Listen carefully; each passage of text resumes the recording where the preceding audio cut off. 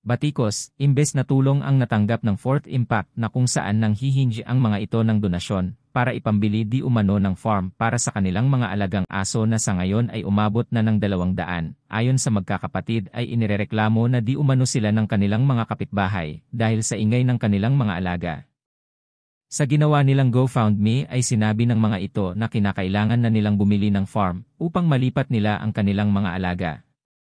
Maraming nagsabing bakit hindi na lamang umano nila ito ipa-adopt sa mga nagnanais mag-alaga nang sa ganun umano ay mabawasan ito. Ngunit dahil sa napamahal na daw sa kanila ang kanilang mga alagang aso ay hindi daw nila kayang ipamigay ito.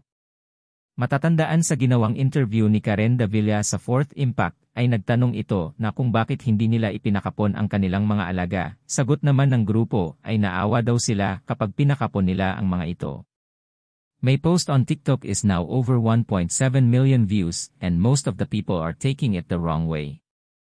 We are literally looking for another apartment for our boys cause our neighbor said they are too loud.